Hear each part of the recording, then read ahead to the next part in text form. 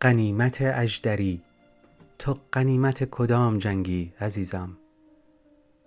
با هیجان سوار هواپیما شدی.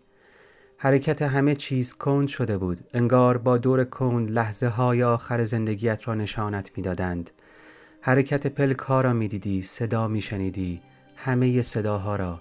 صدای پچپچه می آمد، پچپچه شیطان، نه، پچپچه آدم هایی که دست های آلودهشان را به تن ابلیس می مالند و او را دشنام می دهند.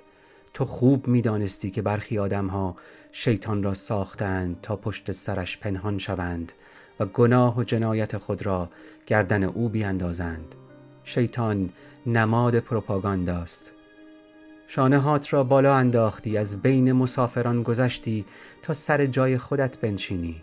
تو حتی نبض عشق را آنجا در هیاهوی هواپیما می شنیدی، نبض پلک دخترکی 9 ساله که مثل 2 بال پروانه در این سوی عالم باز می شد، در آن سوی عالم برهم می نشست. یکیش دلتنگی بود، یکیش آرامش. در کدام کتاب خوانده بودی؟ اگر با طبیعت در بیفتی ازت انتقام می گیرد، با طبیعت در نیفت. همین تازگی هم خوانده بودی و زیر این جمله خط کشیده بودی. خوب می فهمیدی که دنیا اثر وضعی دارد. هر چه بکاری درو می کنی. هر درختی که بکاری یک درخت در وجودت جوانه می زند. در این دنیا هیچ چیزی از بین نمی رود، همچنان که انرژی تو وجود دارد. وگرنه در خواب من در سنگسر چه می کردی؟ نان پخته بودی، بیش از 100 فطیر داغ. نانها را دسته دسته می دادی به من و من می دادم به حامد. پریسا و ریرا با عده‌ای دیگر روی تخت نشسته بودند. حامد یک تکه نان کند و به پریسا گفت نون می خای و او خندید. قرار بود همگی برویم شهمیرزاد. مگر نمی شود یک دختر قشقایی در خواب کسی برود سنگسر؟ مگر نوشا از شیراز نیامده بود و مگر عاشق یک کوزه‌گر نشده بود؟ چه اشکالی دارد که تو در خواب من عاشق یک کوزه‌گر عشایر شوی؟ اصلا قرار هم بود که تو عاشق شوی. همین جور که در جلوه های طبیعت غرق شده ای، یک بار سر بلند کنی ببینی یک جوان در قاب چشمهات جا گرفته، دلت بریزد، بعد بگویی به همین سادگی است آدم یک بار عاشق می شود، پا به زندگی مشترک می گذارد. بله عزیزم، به همین سادگی آدم طبیعت را نوازش می کند و طبیعت بی دریغ به او عشق می ورزد. بعد یک نوزاد به آن زندگی پا می گذارد و راستی چه خوب است که نوزاد در خانواده فرهنگی و دارای شعور پا به دنیا بگذارد. حیف که من تو را ندیدم تا بهت بگویم عزیزم، تو امثال تو گلهای سرسبد کشور من هستید، سرمایه های ایران من هستید. همچنان که همیشه این را به دانشجویان کشورم و به جوانهای ارجمند وطنم میگویم، از ته دلم میگویم، چون به این مسئله اعتقاد دارم. من به آدمهایی مثل تو اعتماد و ایمان دارم. شما بودید که سطح ادبیات من و امثال مرا ساختید. شماها بودید که نیاز به توضیح واضحات نداشتید. شماها بودید که ایجاز طبیعت را با کلمه درآمیختید. ما الان یک خانواده بزرگ شده ایم. همه ما ملت گرفتار در گروگان، ما معترضان خیابانی، ما اعدام شده ها، ما پرپر شدگان پرواز 752. ما ایرانی ها آرام آرام داریم به هم می پیوندیم، داریم به هم نزدیک تر می شویم. ما فرزندان سرزمین مهر و اهوراییم. تومارمان را با دروغ تباه کردند. باید خودمان را باز یابیم. شاعر گنجه‌ای ما نظامی میگوید از وقتی اینها به ما حمله کردند و سرزمین ما را گرفتند، فره زدی از سر ما پر کشید. اینها خون صدها مسکین بی گناه را میریزند و از پس قراضه هم بر نمی آیند. نظامی 4 حکمت ایرانی را یادآور می شود. ترش رو نباش، موسیقی را دوست بدار، عاشقی کن و بادپا باش، بگذار زمین صدای پاهات را بشنود. در سفر ترکیه با خواهرت از صبح که بیدار می شدی او را با خودت می کشاندی که طبیعت را نشانش بدهی. یک جا کنار ساحل عظمت چند سنگ رنگی برداشته بود که با خودش ببرد و مگر چه عیبی دارد آدم سنگ این جای زمین را ببرد آنجا. اما تو عاشق زمین و طبیعت بودی. میگفتی طبیعت همین جور که هست قشنگ است. گفتی آجی ما اجازه نداریم چیزی از طبیعت کم کنیم یا برداریم. انگار ریتم جهان به هم میخورد، چون این را خوب میدانستی که زمین نبض دارد، صدا دارد، ولی کسی گوشش بدهکار این صداها نیست. میدانستی زمین صدای پاهات را بر تن خویش دوست دارد. مدام در سفر بودی، سفر داخلی یا خارجی، و خانواده‌ات دلواپس تو. گاهی برای کار به مناطق دور افتاده می رفتی، جایی که موبایل آنتن نداشت. دختری عاشق راه، سفر، طبیعت، راستی. و راستی مگر دختر ایران بجز این است؟ تو روز 30 تیر 1363 در خانواده‌ای قشقایی شیراز چشم به این دنیای زشت و زیبا گشودی. پس از گذراندن کودکانه‌ها و نوجوانی در دانشگاه اهواز در رشته منابع طبیعی تحصیل کردی و بعد در مقطع فوق لیسانس با رتبه 3 بین 1000 نفر در دانشگاه تهران پذیرفته شدی. آرزو داشتی دکترایت را بگیری که بیشتر مفید باشی.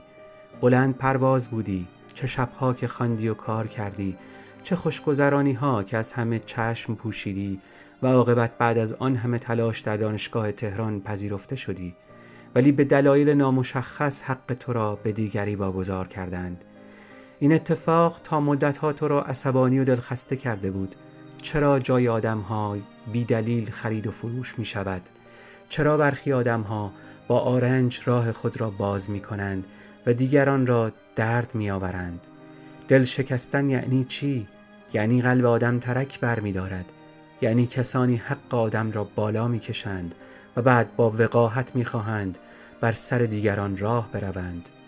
پدر و مادرت قدرتی نداشتند که راه دیگری برای تو باز کنند. از خانواده‌ای متوسط و معمولی برخاسته بودی و می بایست تا آخر خط بروی. باز شانه بالا انداختی و در حوزه حفاظت از محیط زیست فعالیت کردی. بی‌دریغ. یک دختر قشقایی ایران راهی ندارد جز این که به کارش و تخصصش عشق بورزد و از این فرصت برای خدمت هرچه بیشتر به جامعه بومی ایران و همپا شدن با آنها استفاده کند. آفرین به تو. سرانجام در سپتامبر 2019 بهترین بورسیه دانشگاه گولف کانادا را کسب کردی. عشق یعنی دیدن و دیده شدن. یک جامعه جوان تو را دید و صدایت کرد. خبر را با گریه خوشحالی به افراد خانواده‌ات دادی. استاد دانشگاه برات نوشته بود ما بهت افتخار می‌کنیم و خانواده‌ات هم باید چنین حسی داشته باشند. توی دلت گفتی کشورم مرا بغل نمی‌کند، اما آغوش کشور دیگر به رویم گشوده است. چمدانت را بستی و راه افتادی. راستی همه آدم‌ها اینجوری می‌شوند که وقتی می‌خواهند به جای دیگری از زمین بروند تا ببالند کوچولوتر می‌شوند. انگار مثل فنر در خود جمع می‌شوند که در سرزمین رؤیاها فواره بزنند به عرش. آخرین بار که سوار هواپیما شدی تا به سرزمین رؤیا و معرفت برگردی دیگر گمت کردم. زمان ایستاد.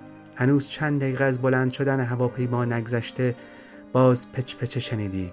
در خودت جمع شدی و بار دیگر شانه‌هایت را بالا انداختی، اما صدایی مهیب دنیا را به لرزه درآورد. در لحظه باز شدن دهان مهماندار اوکراینی چشمهات را بستی. لای فریاد در دارود او پنهان شدی.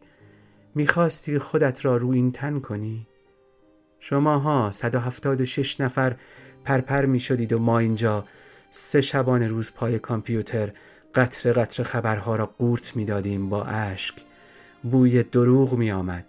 4 هواپیمای جنگی آمریکا در مرز در پرواز بود. سپاه پاسداران پایگاه نظامی عین الاسد را موشکباران کرده بود و آنها مطمئن بودند که آمریکا جواب خواهد داد. بعدها هم خودشان را لو دادند که آمریکا بیت رهبرشان را میزند و قصد داشتند 400 نقطه را بزنند. برای همین از بین 11 هواپیمایی در پرواز که همه در آسمان ایران بودند این یکی را انتخاب کردند که پیش دستی کنند، بزنند و بگذارند پای آمریکا. پروپاگاندای شیطان راه بیاندازند، همه دنیا را علیه این جنایت بشورانند، روزه ویژه خودشان را سر دهند. آخر این هواپیما با بقیه فرق داشت. مسافرانش گلهای سرسبد وطن ما بودند و از چند کشور حمایت می شد، به ویژه از کشور کانادا که جوان و مردمی و حق طلب است. از این یکی بهتر و بیشتر می توانستند تبلیغ کنند و پول در بیاورند.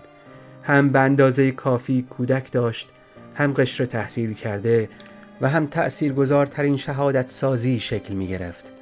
تمام مسافران پرپر شده عنوان شهید می گرفتند و افکار عمومی مردم دنیا به مظلومیت آنها شهادت می داد.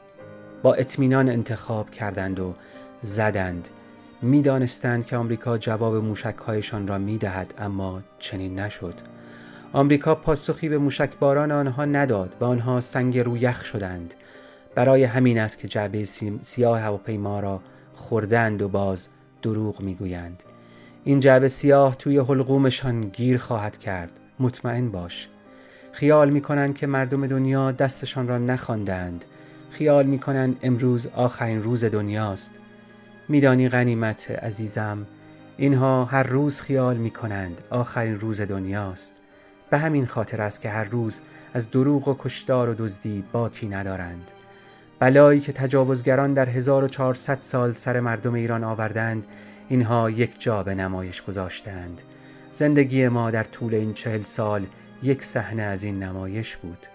خواهرت میگوید تو شاخه زیتون و نخلی، در سینه‌ات شمیم دلانگیز رختان جنگل است.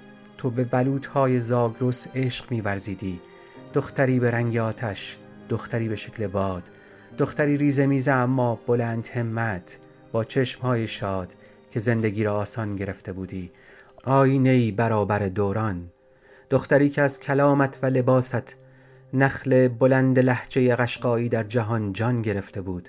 از نامردمی نفرت داشتی و در برابر مهربانی زانو می‌زدی. تو عاشق زیبایی و آزادی و آرامش بودی. آرامش نه فقط برای انسان‌ها که برای تمام جانداران زمین. میدانم تو بچه‌ها را دوست داری. همه بچه‌ها دوست داشتنی و عزیزند، اما غنیمت، آنجا که تو هستی یک دختر کوچولو هم هست که عزیز دل من است. پدرش هنوز چشم به راه اوست، چون میگوید من انتظار را از خبر بد بیشتر دوست دارم. نویسنده عباس معروفی.